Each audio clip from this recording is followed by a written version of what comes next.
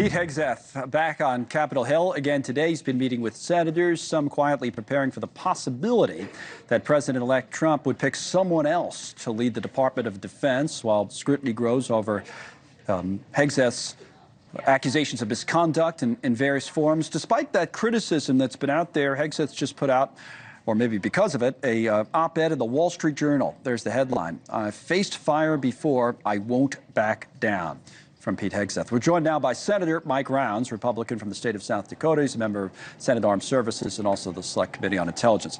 Welcome, Senator Rounds. Have you met with Hegseth? I have not. I'm scheduled to meet with him tomorrow morning, and at that time we'll have an opportunity to visit with him. I've never met him before. Looking forward to doing so. You have concerns, or what questions would you like to see answered in that meeting? Part of what we do is, when the president makes a nomination, is to, first of all, visit with them, find out what their focus is, what their direction is for making changes within the Department of Defense, what their goal is, long-term, what they want to see happen. Then along with that, if there's been any accusations or stories that are out there in the press, give them an opportunity to visit with us and to tell us their side of the story. It's not fair to them if they don't get that opportunity. So for us, we recognize that the president should have the benefit of the doubt to put his cabinet in place as quickly as possible, but we still want to do our due diligence. We still want to ask the questions and give that individual the opportunity to tell us kind of the rest of the story. So that's what we'll be doing tomorrow morning with Mr. Hegseth. I'm looking forward to visiting with him.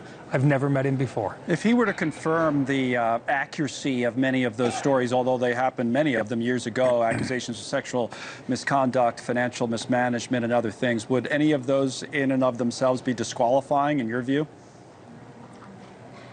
Part of the reason that we meet with them in private to begin with is to ask them straight up and down what the issues are and what their responses would be. The second part of it is to provide advice, and part of that advice might be to the president, but the other part of the advice might be to the individual, saying, look, you're going to have to justify or to explain what your actions were. And if you're going to be in front of an open committee, you want to make sure that that person, that individual, is well prepared to answer those questions in front of the American public. And so this is part of what we do. This is an ongoing process. We do it each time we have a nominee in front of us. Some individuals, they walk in and you've known them for years, and so you have more of a comfort level with them. If we don't know the individual, we'll ask more questions, and we'll give them an opportunity to, to answer the questions or concerns that may have been raised. We get an opportunity the night before, like tonight when I go home, I'll take back a packet of information about accusations that have been made or statements that he's made in the past. And from that, we'll develop a series of questions that we'll talk with him about tomorrow. But really to give him an opportunity to sell himself. And once again, we always start out with the idea that the president receives the benefit of the doubt on any of his nominees.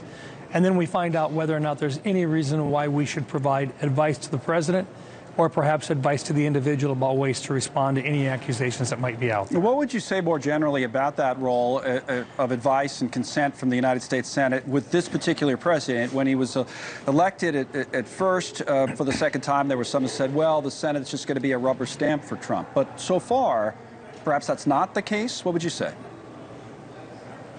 No, I think I've met with a number of the nominees already. They recognize that this is a constitutional role that we have. They also know that we're not here as part of a competitor team. We're part of a team that wants to see the president's goals be achieved. I mean, we believe in the policies that he's trying to get across. We want to see those policies get in place as well, too. We want to grow the economy. We want to make for a strong national defense.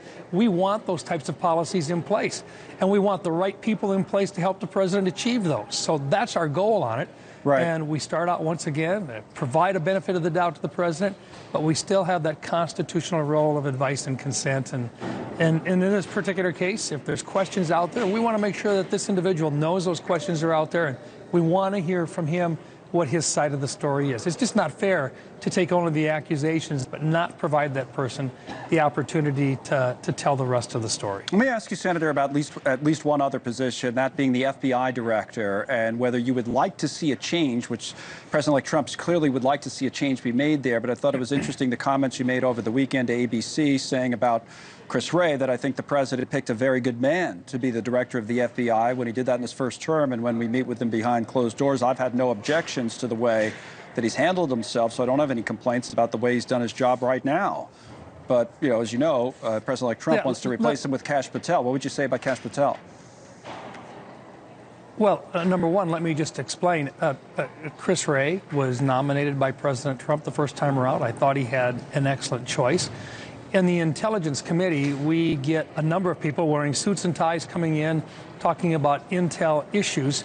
And from his perspective, compared to other members that are in front of us, sometimes we have to pull really hard to get good information out of some of the people that are in front of our committee. With Chris Wray, he was straightforward. He told us exactly what was going on. And when they had made mistakes, he told us about the mistakes that had been made by the department. And he did that very candidly, very straightforward. Now, the president has the right to choose the people that he wants to work with. If he decides that Chris Wray is not the right person, he and Chris Wray will get together. I don't know whether Chris will say, I'm going to resign, or if the president will say, I really want Kash Patel to come on in and make it clear. But they'll work that out. On the other side of it, Kash Patel, I've talked to some people. I've never met him. I've talked to some people that he worked with while he was working within the House of Representatives. They tell me that he is very, very bright.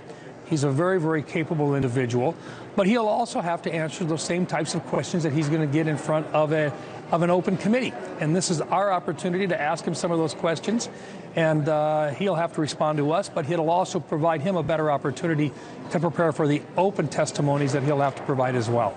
Finally, Senator, do you think that Tulsi Gabbard can be confirmed as the Director of National Intelligence? I don't know for sure. I do know, in speaking with some people that worked with her in the House of Representatives, that she was very, very sharp, that she was a quick learner, a quick study, a very capable member who other staff members appreciated working with. I've received that information already, so I'll start out the same way I have with the others. The president has the right, he should have the benefit of the doubt to nominate the individuals that he wants. But it's our role to provide advice to those individuals, to ask questions of those individuals, prepare them for the open testimony by providing them with, feedback from what we're hearing when they come in to our offices and visit, and then we'll make a decision. But we come in with the idea of helping the president meet his goals of getting his policies in place, and that means he's got to get his team in as quickly as possible. But you still got to work your way through the process. But you have some doubts about whether she would have enough support as of right now.